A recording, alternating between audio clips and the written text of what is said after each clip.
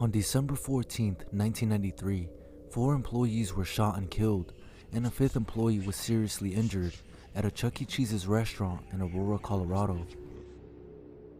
The perpetrator, 19-year-old Nathan Dunlap, a former employee of the restaurant, was frustrated about being fired 5 months prior to the shooting and sought revenge by committing the attack.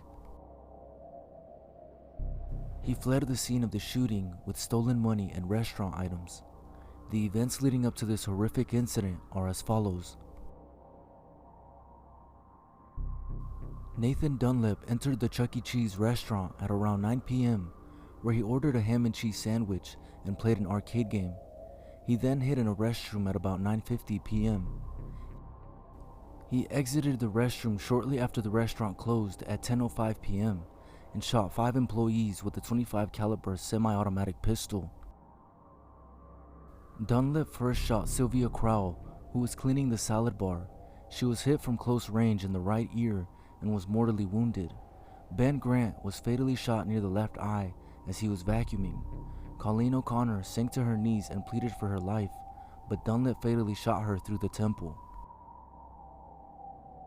Bobby Stevens, who was the only survivor of the shooting, returned to the restaurant after taking a smoke break outside, thinking the noise he heard from inside the restaurant were children popping balloons. As Stevens walked into the restaurant and unloaded utensils into the dishwasher, Dunlap came through the kitchen door, raised the handgun at him, and fired a shot that struck Stevens in the jaw. Stevens fell to the floor and played dead.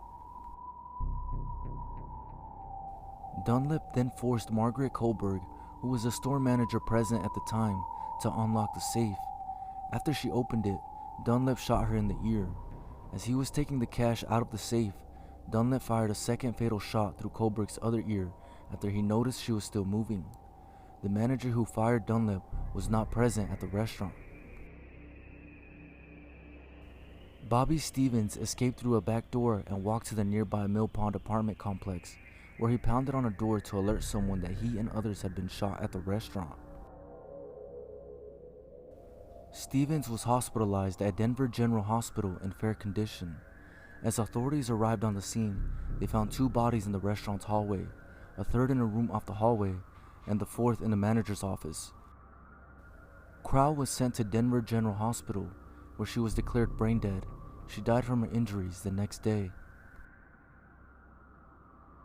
At the time, the Chuck E. Cheese massacre was the deadliest mass shooting in Colorado, being surpassed by the Columbine High School massacre of 1999.